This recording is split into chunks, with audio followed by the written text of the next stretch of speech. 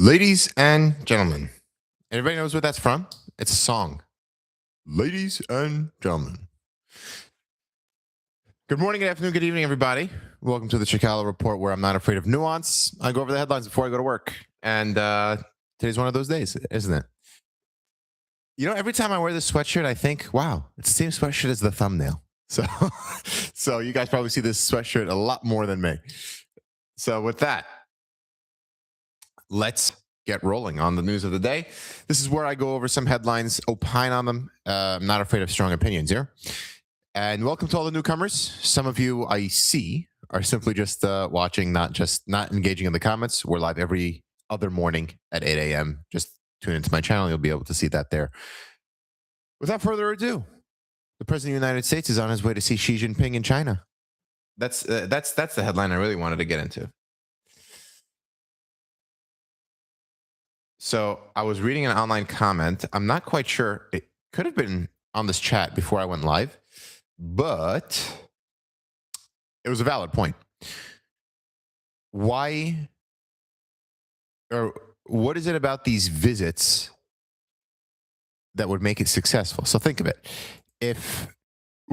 What makes the United States president visiting the chairman of the CCP, or whatever he's supposed to be called, a successful visit? Just to say, hi, how are you? Hi, how are you? Or is it to say, well, we have this thing called Taiwan, and well, we have this thing called tariffs, and well, we have this thing called drugs, and we have this thing called the border, and we need to do something about it.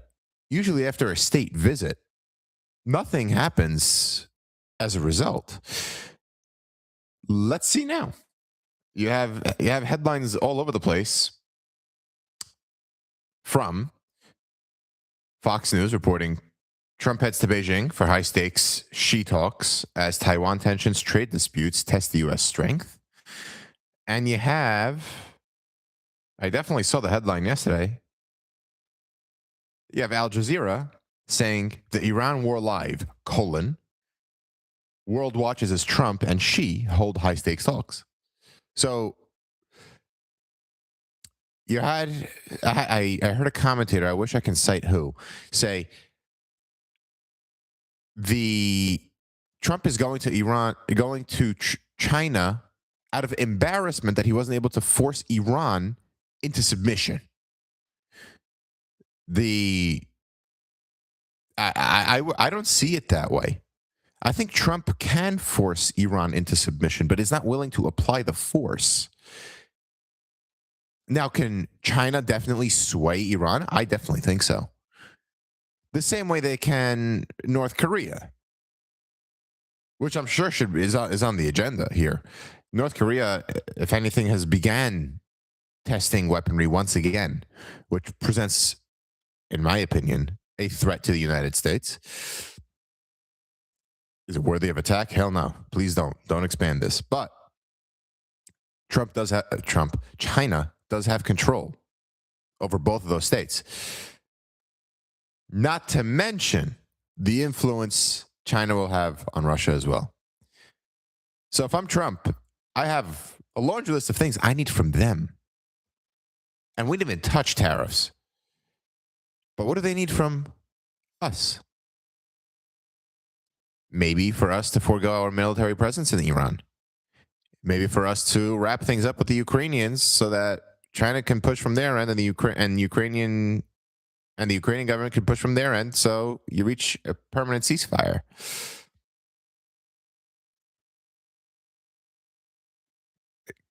Could be when it comes to oil prices. Certain things need to be done by one side that can't be done to the other. You need the two world powers in tandem there. But then again, why does it require an in-person meeting? Of course, there's no meeting like there is once you're meeting somebody face to face. A Zoom call or a phone call is not the same. I know that. But is Trump heading into China with his tail between his legs and able to control Iran? Being struck down, his tariffs being struck down by the Supreme Court, left and right, refunds starting to hit this week? Or is he going from a place of collaboration, potentially even strength, because he's the only one willing to take action in Iran and do whatever else he's doing on the business world in Venezuela too. I guess is also an ally of China. Give me your opinion, because I think he's going in with. If I had to pick one, obviously my answer is both. But if I had to pick one, is he going in with strength or is he going in with a willingness to collaborate? I lean more towards the second. Because I think Trump can accomplish whatever he wants to accomplish. It'll just be more force and more of a weight on the yoke of America instead of America and China. That's my opinion there. Maybe even TikTok will come up. Maybe. Let's see what else we got. Sean Nichols, ask Dennis Rodman and Kim Jong-un. Wow. This coffee's very prominently placed on the frame here. Coffee's up, everybody, right? That's what Victor says. Victor, are you here today? Victor Perkins, I did not see you yet, but that could be my fault. Let's have this window pop out because I want to see the chat while I look directly at you guys. Here we are. Okay. Dennis Rodman. I can't believe that guy is so North Korea. What a guy. Nancy Lawrence, excuse me, the opinion media just should report the news. I hope you're not talking about me because this is all opinion. I still love you, Nancy. Thank you for coming. Hey, Victor. Good morning. No, Sean Nichols. This is not a Wawa product placement. Sean Nichols' comment, like Michael and his obligatory Wawa product placement. No. If we have time for it at the end, I'll say something that I went into some coffee shop. It was crazy story yesterday, and on my Instagram. Now that I think of it. Next headline. Donald Trump proposed a federal gas tax suspension. Guys, I have a presentation later today, and I'm already tumbling over my words. Federal gas tax suspension. Whew, I'm going to say that one more time. Federal gas tax suspension. Good. This is coming on the heels of summer, I guess. The largest traveling season, or largest, what am I trying to say? Most people travel during the summer. They drive a lot more. There's a great New York Times piece. I actually read it before I came on air, if I can even say air. What you need to know about the federal gas tax. The trucking and construction industries would benefit bigly, and I know that's a word because of our president now, bigly from this gas tax. I think my gas station hit $4.39, and I am the cheapest in, I want to say, the city, right by my warehouse. It's so freaking cheap, and I'm sure it's much more expensive by you guys. Just to give you a barometer of where my gas prices are. Call me crazy. I mean, $4.39 for a non-nuclear Iran. It hits different budgets differently. I'll give it to you. It does. But disarming Iran for $4.39 gas, that's a good deal to me. Now, the gas tax, how much would it actually reduce the gas prices by? I'm sure is within all these headlines. Josh Hawley presented a bill to suspend the gas tax. I'm pretty sure it could just be done executively, but Hawley wants to get behind this. PBS is reporting Trump says he'll suspend that gas tax. So there's that. Bob, good morning. Good to see you, Bob.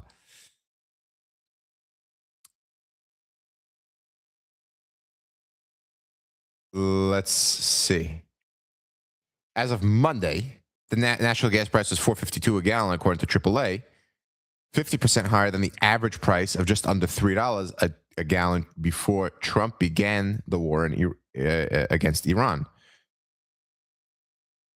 Federal gas tax is currently 18.4 cents per gallon on gas, 24.4 per diesel.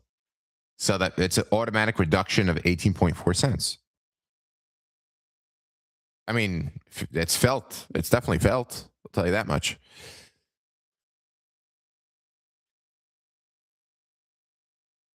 Trump needs Congress. Aha. So he cannot do it unilaterally. And they are beginning to react. Senator Josh Hawley presented a bill, like I said. And Representative Anna Paulina from Florida said that she will introduce a bill to suspend the gas tax in light of Trump's recent remarks. So Congress can actually step in here. And they might. I mean, they still control Congress for the next 10 seconds. After that, I mean, we all know what's going to happen down there. Right. Ham White, that was 24.4 was for diesel. Was for diesel, at least according to that CNBC piece. Okay. Let's see what else we got going on in the United States of America.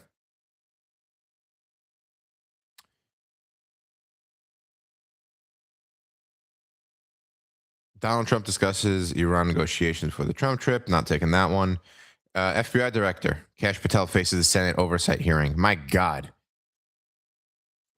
You know, I have such a strong opinion when it comes to we need more cameras in more places in terms of government activity. The JFK White House had cameras all over it all the time, giving such insight into how the White House was operating. Sure, there were classified meetings, there were classified briefings. Not every single thing was recording. But the way they had the camera rolling in the White House is just so out of the question for today. Yes, more transparency is needed. Yes, we should have cameras in Congress. Yes. But when it comes to a hearing like this, we know that Congress and whoever's testifying, in this case, Kash Patel, is just going to play for the clips. It's the same. I came out so much in support of seeing the Supreme Court operate, but I'm not in favor of it because I think the Supreme Court, frankly, after all these years of me advocating for cameras in the courtroom, they have a point. Well, I take that back for the Supreme Court. The Supreme Court's not elected, so it's not like they're vying for approval. Let me take that back. There should be cameras in the Supreme Court because there's no reason for the judges there to be polarizing or acting for the camera. Having their hearings on video, they claim to have some sort of impact on how they'll rule. But it shouldn't, given their lifetime appointment and basically no repercussions for their behavior or whatever they say. So there should be cameras in the courtroom. But you know what I wouldn't be upset about? If they took out cameras from congressional hearings like this. I don't even have an issue with not showing it at all. Make these hearings with the FBI director and Secretary of Homeland Security behind closed doors. Then you don't end up with a Pam Bondi hearing. Then you don't end up with however crazy the Kristi Noem testimony was. And you know what? Then you can make the report public. How's that? The transcript, make it public. This whole playing for the cameras thing. Like look, I just read the headline of Kash Patel faces Senate oversight hearing, and I already know it's going to be a shit show, and it's going to be a clown fair thing. And I was just like, come on. Let's go on. Well. I'm sorry to do this to you, ladies and gentlemen. Mayor Zohran Mamdani releases the New York City budget. And Mayor Zohran Mamdani claims New York City has a balanced budget for fiscal year 2017 and avoids a property tax increase. Mamdani, Hochul announced another $4 billion from the state to fill the New York City budget gap. The Mayor Zohran Mamdani's budget basically threatened. So this New York City, the city has the ability to tax real estate separate from New York State. Zohran Mamdani threatened to raise Ham White. I might have contradicted myself. I was thinking aloud. Let me know what you think about that. I think Mamdani threatened Hochul that he will increase property taxes unless she pitches in more funds from the state for his budget. What I think will harm him is an idea he's been toying around with. Most states, after the Tax Cuts and Jobs Act of 2017, passed what was called a PTET, pass-through entity tax. The pass-through entity tax, PTET, circumvents the SALT cap. Per the Tax Cuts and Jobs Act of 2017, SALT, the amount of state and local taxes you can deduct from paying your federal taxes, was capped at $10,000, which is an incredibly low cap. With the one big beautiful bill, that was raised to 40. But here's the caveat. It's still capped at 40. And an idea that Mamdani was toying around with was, if you pay the PTET tax, usually you can deduct that entire thing off of your federal taxes. It was a workaround to the SALT tax deduction. I hope I didn't confuse you. Mamdani is only allowing you to deduct 75% of that, of which you pay to New York City. I have never seen any entity discount the PTET tax and the amount you're able to deduct off your taxes. This is another thumb in the eye of the upper class. Something I think Mamdani cannot afford to piss off even more after what happened with Ken Griffith and all that. Second thing, Nancy Lawrence got this right, actually. On this budget, you're spending more than $44,000 per pupil. You know what else happened?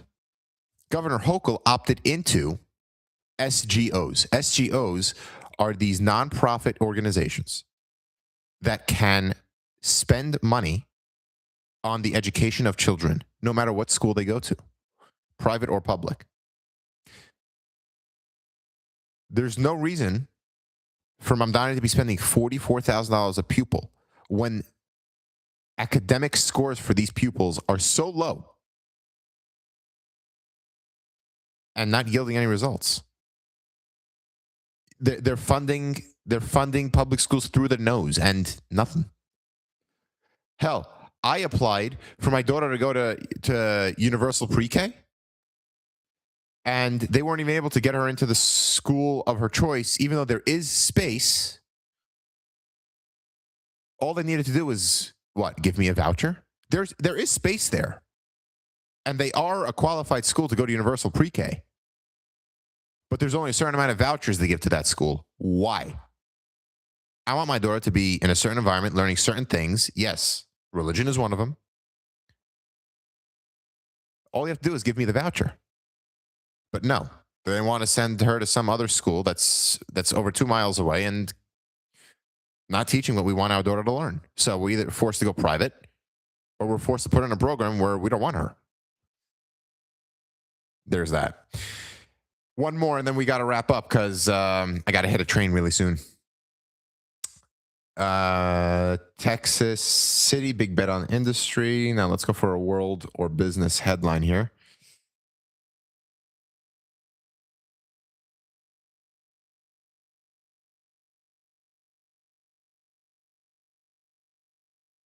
Well, King Charles III is unveiling Keir Starmer's legislative agenda. Interesting, because Keir Starmer is really under fire to resign. And there are more and more calls for him to do so. New York Times has a very interesting piece out saying Britain has had 5 leaders in a decade. Is it about to get another? And the headline image is David Cameron. I actually, I liked David Cameron. He brought a lot of stability there. A lot of stability there. And I have a lot of respect for him. He came back as foreign secretary. Good for him. What else do we have going on?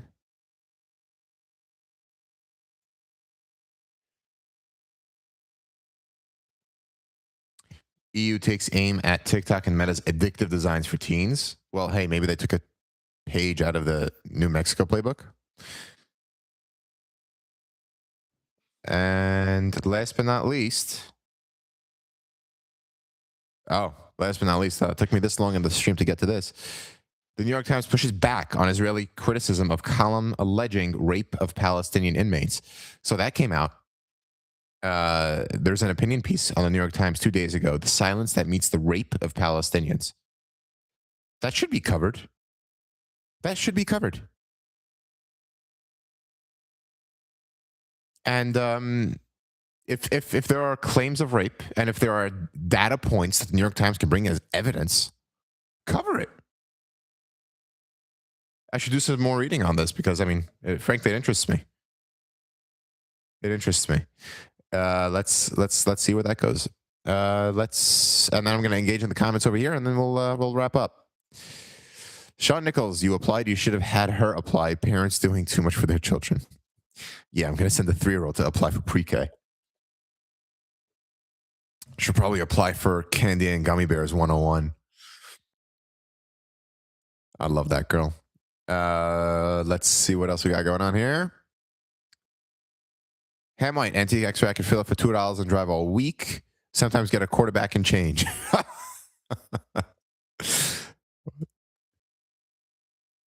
Ham White, probably responding to me what they could talk about in China, AI, Iran, Pacific, South China Sea, along with tariffs, Taiwan.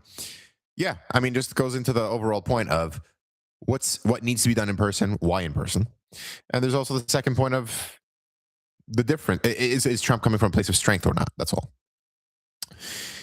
And let's go a little more. Tammy Moran, good question. Thank you so much, Tammy. Let's see what else we got. You see? I knew Victor said coffee cups up. I knew that. Falcon Steph, I heard it would only save $35 over several months. No, the tax holiday would not. I just went over the amount per gallon in diesel.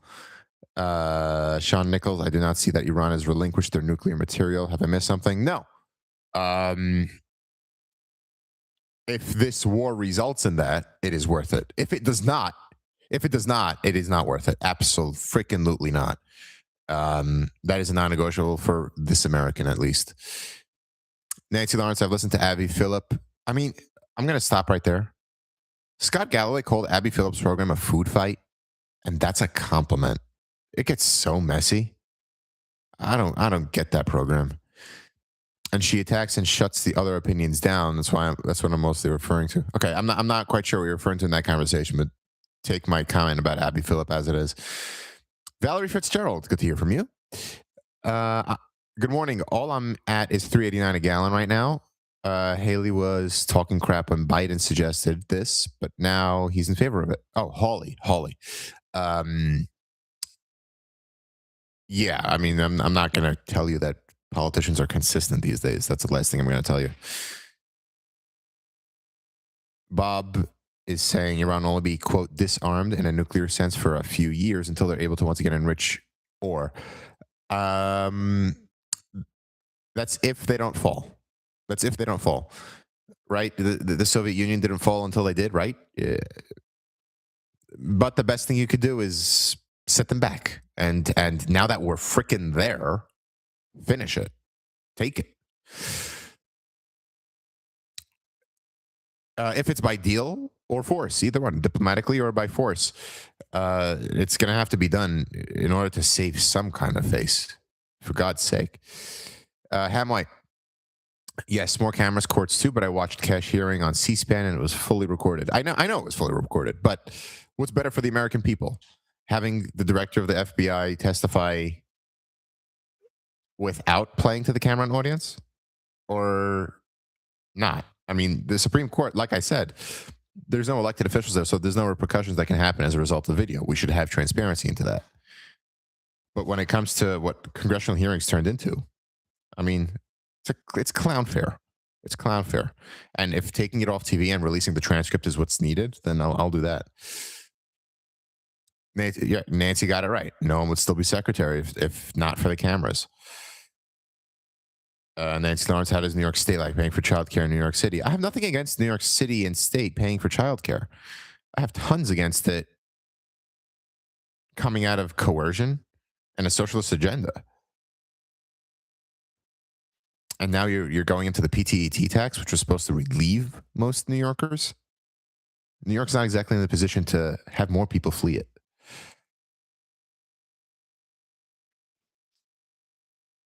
Valerie Fitzgerald, I can't do Abby too much drama. I'm with you. Tammy Moran, Kash is a clown. No comment there. I don't know. I could go either way on that one.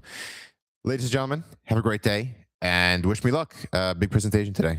See you in a couple days.